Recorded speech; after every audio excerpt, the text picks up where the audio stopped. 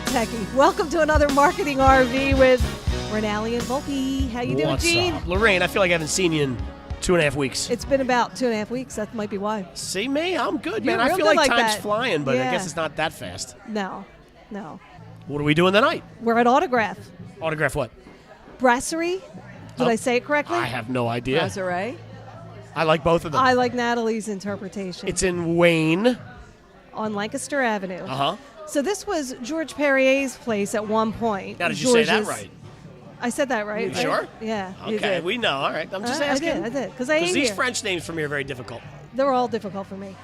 So it's been autographed for about 2 years. It's part of the Fearless restaurant chain. And we're making our way around all these Fearless restaurants. So cool. Really this cool, place actually. is neat. I'm told there's over 1,000 autographs on the walls in every room in this place. Oh, 4,000? I we're thought you being said told. 1,000. 4,000. I don't know.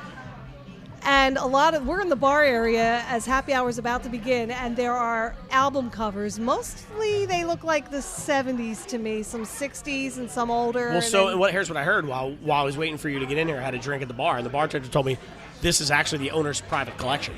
Oh, that's cool. Yeah, they're all his private collection. So the guy that owns Fearless, apparently, they're all his records. So there is a place for my record collection to go at some point. Maybe if they open up another, that would be pretty cool. Anyway, I digress, as I often do. But isn't this neat? So we're going to talk in the next podcast, in the next episode, to the manager of Autograph as well as the beverage manager, because he's come up with a really cool beverage menu from what I understand. We're going to All see I some know is flaming they drinks said and he's going to whatnot. light me on fire. Is like that what it is? literally, yeah. Light me on fire? No, not you, the drink.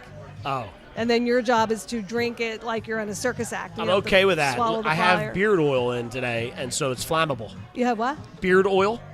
Oh, Are you okay. confused? No, but you said that, and I just heard a report about how dirty men's beards are. My beard is not dirty. Trust me. When I eat chicken parmesan, sometimes there's stuff that gets stuck Carrying in it. a meal around? Chicken or maybe cheese. But for the most part, my beard is very clean, Okay, good. Good to know. as is the rest of me. Okay, Gene, we'll take your word for it. Okay. So we have with us Natalie Pantaleo, and I'm so excited to bring her to the podcast finally. I pull from all my friend groups, and Natalie's a colleague as well who's been a professional marketer for years, and I'm going to let her explain what she's doing now in her newest role. Nat, welcome to the show. Hi, thank you. Thanks for inviting me. This is great. I like that, it's Paisan. You I have don't to know, have a listen, vowel at the end of your name to I get on feel the like show. there's a bank robbery going on. All these Italians in the corner.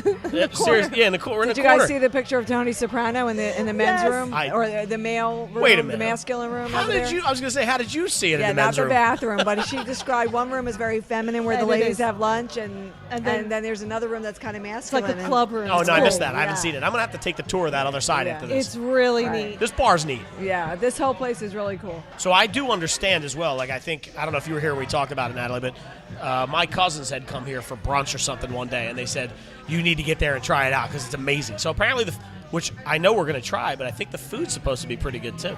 They said something about the octopus. Well, I'll let you know about it because I'm gonna eat the shit out of that. Well, Nat'll go for that too, I'm Yeah? sure. Yeah, All right. sounds good. So why don't you tell us a little bit about what you've done? The show's always about marketing, but there's, it's such a broad term, and there is nothing I think that you do within your organization that doesn't affect your marketing some way, somehow.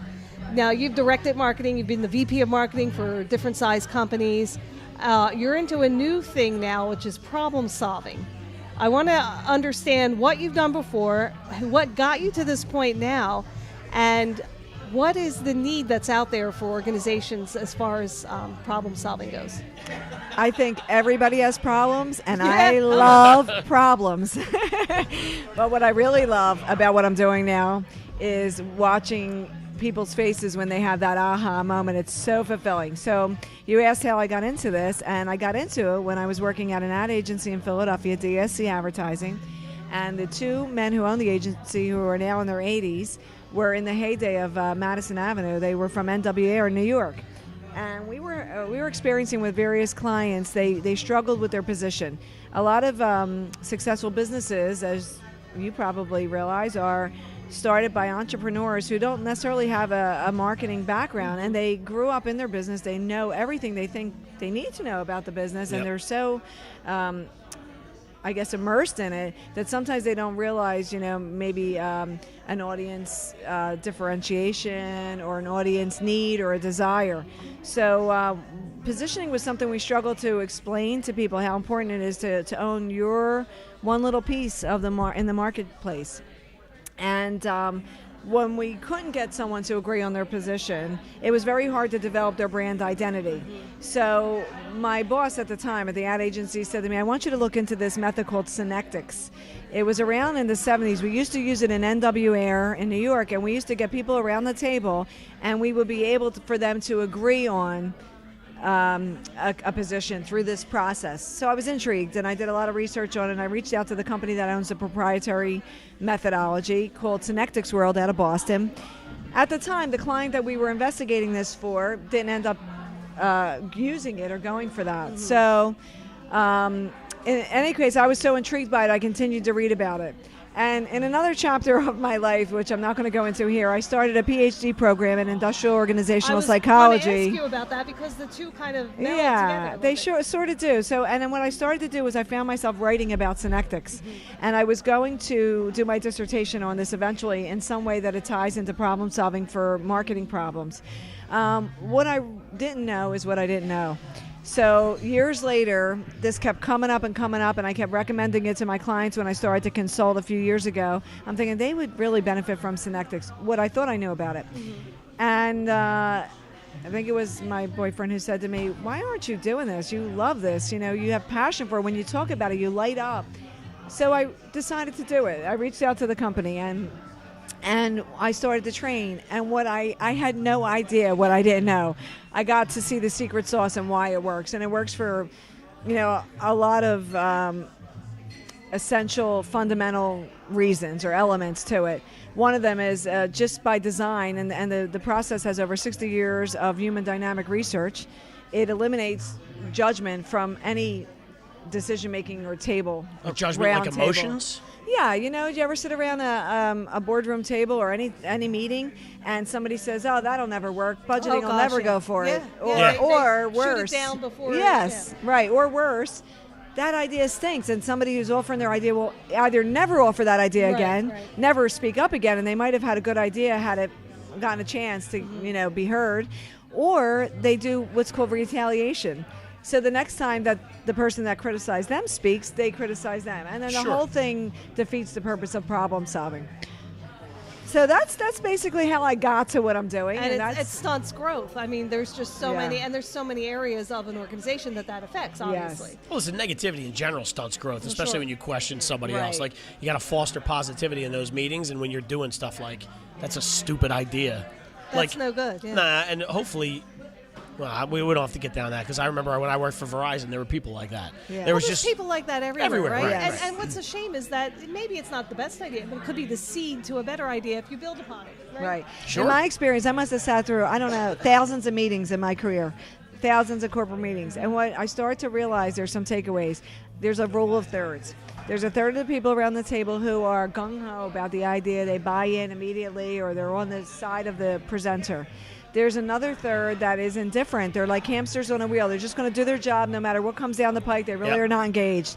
And then there's a third that absolutely hate it, and they'll do anything they can to destroy it, and who are completely negative because they feel usurped or not heard. Yeah. So the thing about Synectics is that for over 50 years, our research has observed the dynamics that take place inside of that meeting, and they have foiled every pitfall that takes away from innovative solutions. Give us an example of how that works. Okay, so one of the other foundational elements of this process is that it taps into your existing resources.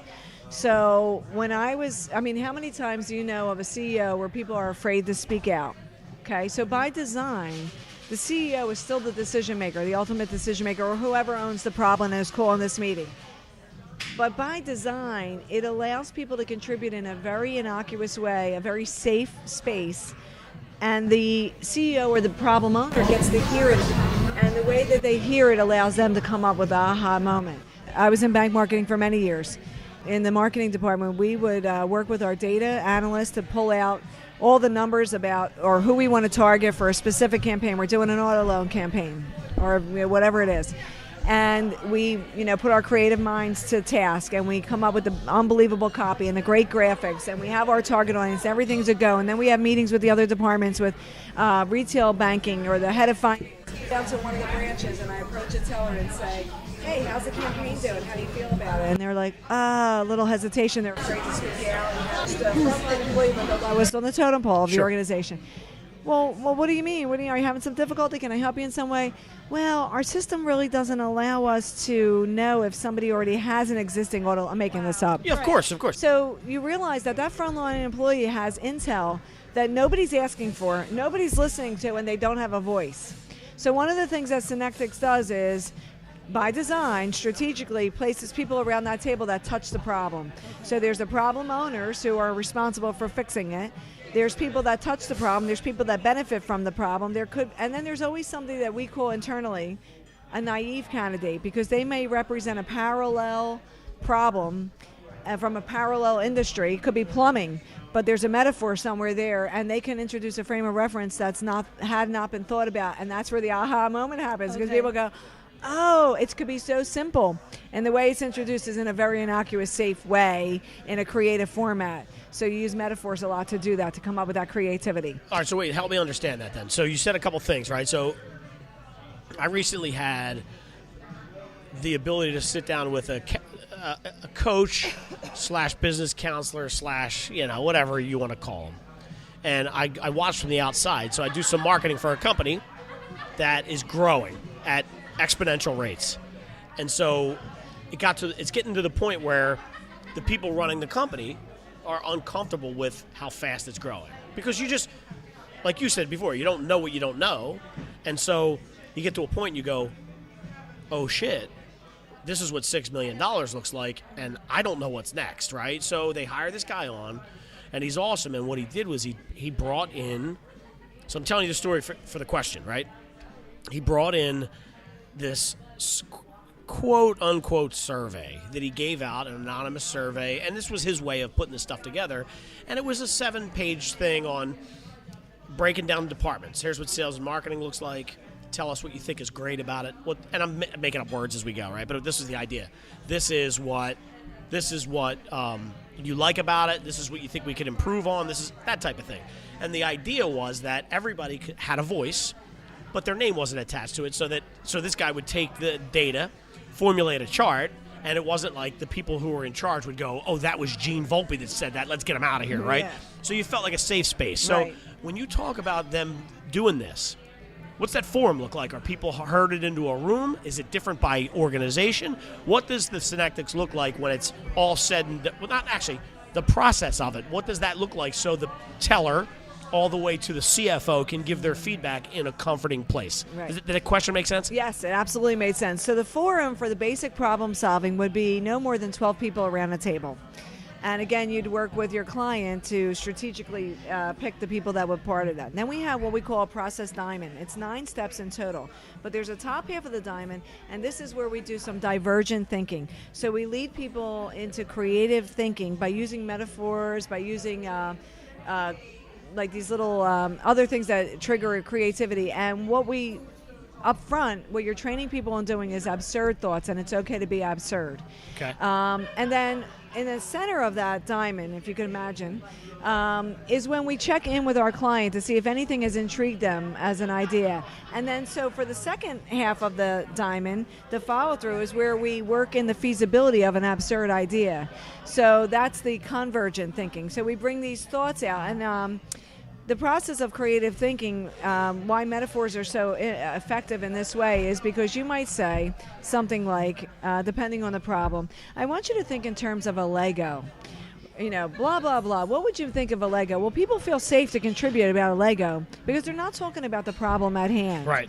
And so you're drawing, and the skill that I'm getting, or the skill that I'm developing and fine-tuning from my training is to think in terms of those metaphors, those parallels, that because we have a premise in Synectics that the solution to every problem already exists. You're right. It just exists outside of our frames of reference. It hasn't we all presented have a itself frame of yet. reference, right? Right, sure. That's not good, bad, or indifferent. It's whatever your orientation, your socialization, your education, your life experience, you have a frame of reference. That's why people have an aha moment, because they hear something that makes complete sense to them logically, but it would just happen to be outside of their frame of reference. I'll give you an example, if I may. Please. Okay, back to bank marketing. I remember at a bank that actually a credit union, and Lorraine's familiar with it.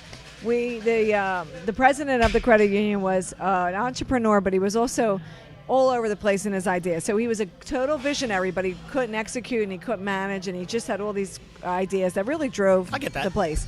So at the time, if anybody remembers, ING Bank was infiltrating our area. And they had billboards everywhere, and they had no brick and mortar. They were a web-based bank, and they offered a couple notches higher because of the savings of not having the overhead. They offered a couple notches higher in their interest rates. It was assumed that people were putting their money there because of the interest, until we did a little focus group. We did a little focus group of members of our credit union who also had an account there. And one of the questions that the facilitator asked was, why are you putting your money there? We knew the answer. We thought it was interest rates. And what we learned, that was the aha moment for us at that moment, and this was not Synectics, it was a traditional focus group, was people felt safer saving when they couldn't touch their money. It was a little bit remote. It took them 3 days to maybe get the check in the mail. So we were like, oh, it wasn't because of the interest rate per se. It was because they felt like if they put their money over there in this remote place that they obviously trusted. They were hiding it from themselves. Yes, exactly. It wasn't as accessible, so they'd have a better success rate in their savings. Once we knew that, we completely redeveloped the product that we wanted to do to compete with that. Like a certificate or something they couldn't touch for X amount of months. And we didn't have that frame of reference, So that's just an example, So how do you deal with guys like me? So I know who you're talking about, right? Which of course I won't say. And that's the one thing I hated about them, is every time I deposited a check, it was a 97-day wait. Right. So I'm the flip side of that. Yeah. I'm the guy that wants immediate access, like in this day and age of. And this is all credit unions, right? It's about giving options, right? Right. It's about. Well, I wasn't given the option. Oh. I wasn't given any option. Maybe it's because of my terrible credit history and the fact that I'm a felon. That's possible. Or it just could be the oil you use in your beer. Right. Or it could be. And by the way, you just completely because glossed you're over Italian. that. I'm not a felon. One of those two things is incorrect. I am not a felon. I just figured I'd go with it and let everybody think that I'm doing a and I'm okay podcast with with it a too. convicted felon. They should be scared of me. That's exactly right. Well, I want to give an example. So Natalie has done this with organizations, but when she was going through the process of accreditation and whatnot, I was a little stuck in my own personal growth, and it's okay to say this, right? You kind of used the Synectics as best you could on me personally to get me out of my stuck, like what is it that's sticking me in my career? Like I wanted to do something, the next thing. And what we discovered, and I can't even remember the analogy or the metaphor that we used, but what came out of it was you need to get your book in print. And within the year I did, and I made it a focus. I made it, it was just like something, and the way you went about it, and I'm not doing a very good job, you probably remember. I have a book of notes. Of course I didn't bring them. Right. But the way that the questions that she asked, and she's so expert at this. Yeah. Just to pick the brain and well, how about this? Well, what if it looked like that? And what if you tried this? And everything was proposed to me in such a non-threatening way that I was just open to answering, and it kind of flowed. And then it was like, oh yeah, I see what I'm supposed to. I almost came to the aha moment. She didn't have to point it out, but she led me there. You know what I mean? So what Lorraine's referring to is what would be called pre-planning, and that was the work that we would do up front with a client to set up the Synectics session. So we never even got into the actual Synectics. Right. And one of the tools that we use is called backward-forward thinking. Okay. So what I was leading her down the path is, what would it look like if it was successful? What would it look like if you were fulfilled? What would it look like if you accomplished the task? And then back into what was holding you up. And when I realized by doing this, another aha moment for me actually, is that what people think their problem is not their problem. Right. 99% of the time, what you think your problem is your goal. Sorry, That's as I'm okay. picking up I'm the gonna sound. hear it, I'm yeah, talking with my hands because I'm an Italian. No, She's it's picking good. up- It's banging she's on picking the up And the- listen, that's the picking stuff up the that's great about the sound. podcast. Just let it be, Yeah, man. yeah, You know what I yeah. mean? I know, Like I'm sorry. people are banging. No, not for but you. I have the headphones on. so Yeah. I can't hear. It's interesting what the audience would hear from a radio and audio about me using my hands to talk. If I sat on my hands, but what can I say? I can't separate myself from my heritage. No, you but, can't. That's fine. Use Yeah. them. Just don't bang on the Yeah. table. Lorraine's old school radio, Yeah. man. Oh yeah, I'm I'm ordering mozzarella sticks in the middle of the podcast. She's like, "Oh my god, I'm not going to be able to You're cut picking up that out." chewing. I'm picking up chewing. So Are now- they good? So the aha moment actually came out of the pre-planning part, because obviously we didn't have a whole round table session to do the Right, problem right. solving. However, what I think is interesting about what we're bringing up here is that the problem is usually the goal. And by the yeah. tools that Synectics offers just in that pre-planning, that is very enlightening and valuable in and of itself, is an unpacking of the problem to get what's behind the problem, because oftentimes what's behind the problem is the real problem. All right, so the let's- problem is the goal. Let's get. All right, so you just said something that made me think, and if I can expose you for 1 second, like you're okay with it, I'm not in a bad way. I'm curious if you remember the sessions you had with Lorraine. I'm assuming this was Gravy Wars. No, this No. was just Impact? a couple of years Impact. ago. Yeah, Oh, so this was Impact. Yes. So explain to me, in her scenario, what was her problem that turned out to be the goal? It all started when I was about 9 years old. What her problem was is she didn't know what would give her passion or fulfillment. She felt like she had this, very robust corporate job and responsibility, but she also had so many irons on the fire. And she was searching, I think. Is that accurate, Lorraine? Yeah, Searching for because I what was would give her still passion to make her feel like she arrived. I think that was our words. Right, you used the word arrived, Yeah. yes. What she wanted to arrive, and so she had on paper a successful career. She had a successful job. She had responsibility. She was definitely, I know personally from watching her, definitely, I would say, over delivering in her role there at her position. Right. And she also is a writer, and she has so many irons on the fire, and a communications trainer. So she was saying, but why don't I feel like I've arrived? On paper, I have all these successes. Yeah, but I didn't feel like I hit the mark. Oh, I get so that. we were trying to figure out, we were going backward, forward thinking, we were, analyzing. And the thing was that really gave her fulfillment, I think, if I recall, because it was over a year ago, but was through writing and through her skills, through communication, helping somebody else advance, or a takeaway that somebody else can take as value. Yeah. And so what we realized is that the problem wasn't that she didn't have it, she had it.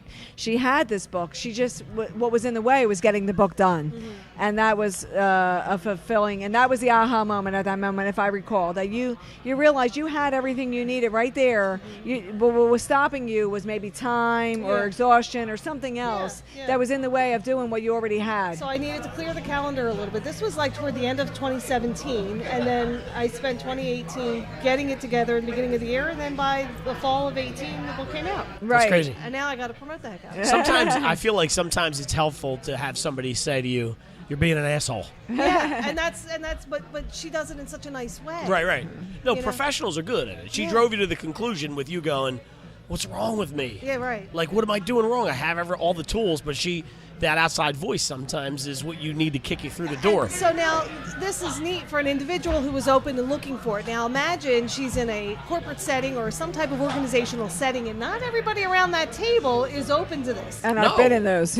Right. Many. So now her trick is to use all the training she has from other areas, especially in PhD program, to bring everybody in such a non-threatening way that they don't even realize they're being roped into this Yep. solution, right? Well, like you said, backwards, forwards. Well, yeah, I think what the biggest thing is in corporate, and we all probably have experienced this, is the egomaniac president. And everybody treads lightly. Everybody's afraid to insult. Everybody's afraid to offer.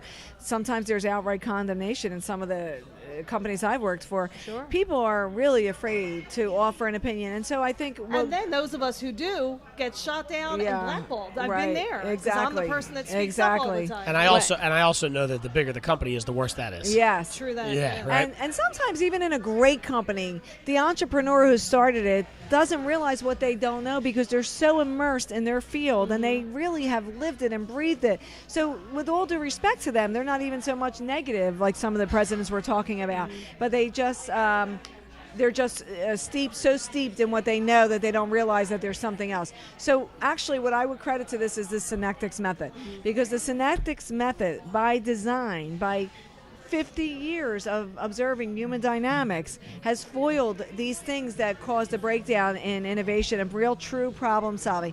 So, I think it was Einstein who said you cannot create a solution within the same framework that the problem was created. Oh. So what this allows you to do is think outside of yourself through the various tools that we use. Metaphors are obviously a huge tool that we use. Language. There's a certain language we use.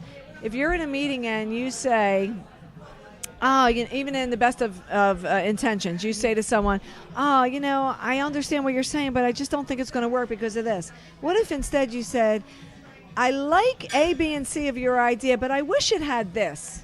Isn't that less intimidating? Yes. And doesn't that invite the person to offer more? Right. Or somebody else to add a springboard to Right. that? I wish. So that's language that we use. And you'd be surprised at how quickly the people around that table pick up the language. Use the language, Yeah, from the training. And it's like almost instantaneous as you're training them on the language. Yep. Or what if we could? Or what you could do is this. It changes the whole dynamic, because instead of being threatening or judgmental, it's inviting. Yeah.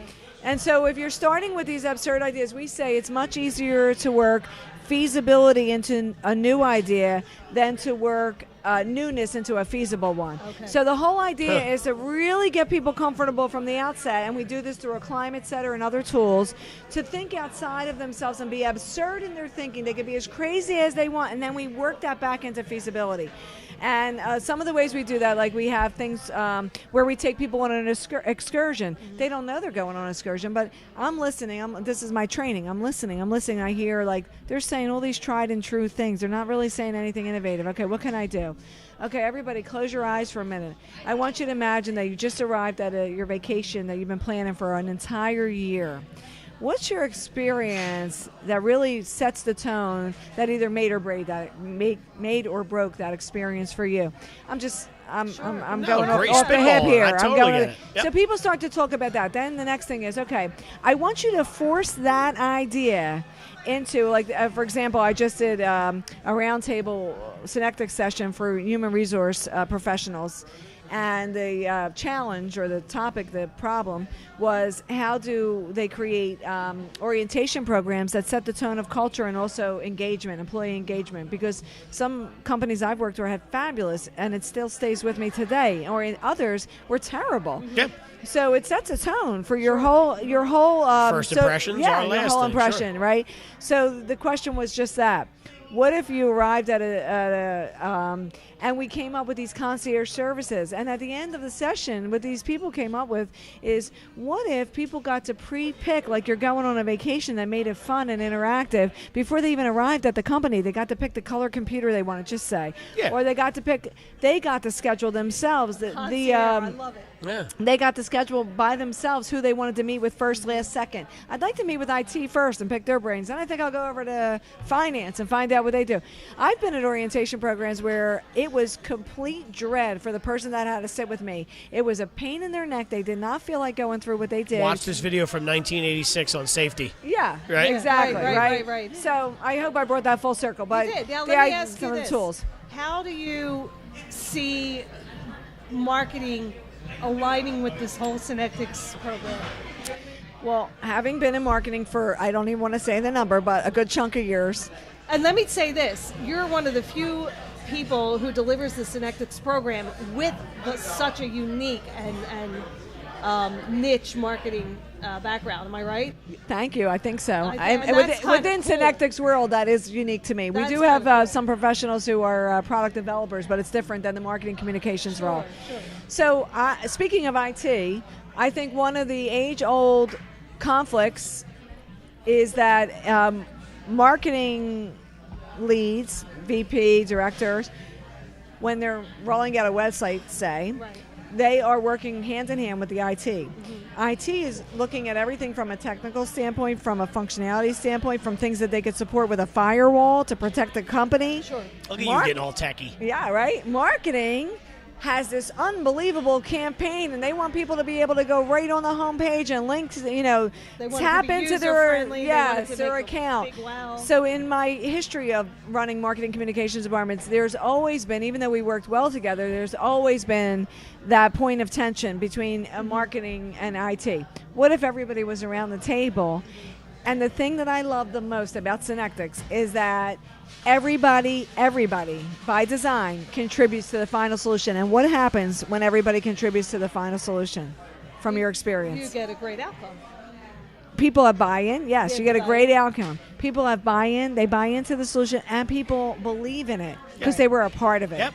And so that's the thing that I think is the most amazing part of this. And what I think that does as well, and I steal this term from Natalie, who introduced it to me, the inside-out marketing.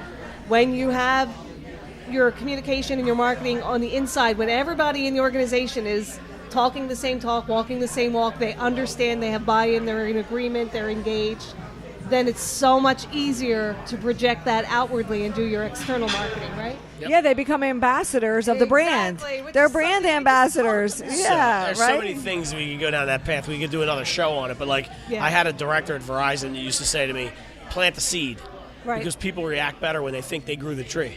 Right. So, Right. so in other words, he used to go into his boss and say to her, "You know, it would be a great idea if we did X, Y, and Z." Then it And became her idea. It became her Yeah, idea, and smart. when it formulated, Right. he said to me, and I learned this from him years ago, and I'll never forget it. He said, "I'm okay with it being her idea as long as I get what I want." Yeah, right. exactly, right, yeah. So, it's- Natalie, I want to know, where can people find you if they want to There you hear go. more about Synectics or bring you in to do a consult or something like They that? can reach out to me by email at npantaleo. Should I spell it? No, Yeah. because we're going to put a link there. Well, Okay. you should still spell it. Okay, go ahead, spell it. N like Natalie, Pantaleo, P like Peter, A-N, T like Tom, A-L-E-O, There you go. at synecticsworld.com. Now, that's a mouthful, so I'm going to spell that one too.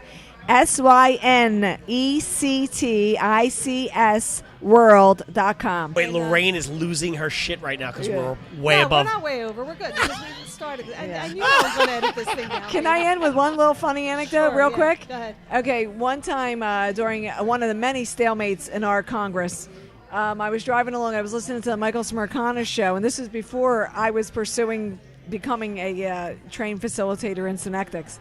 And but I was writing about it in my PhD program, listening to like everybody saying about how there's a lockdown in government, we can't get anything done. So I call in, I get on the air, and I said, I think our government needs a Synectics session. And right there on the air, they're looking it up. The producer's looking it up. I'm sorry, I tapped on the table, and they're reading the definition of Synectics Oh, that's on too the funny. air. Oh my you gosh, know. you were promoting it before you even knew it. Exactly. So Too funny. Well, that's our marketing circle. that is the Marketing Circle full circle, and this is Marketing RV with Rinaldi and Volpe, and you can find us at marketingrv.com and our podcast on Apple iTunes and You got it. Google Play, Google Podcast, Stitcher, SoundCloud, Facebook, YouTube, right? Ciao. Thanks for having me.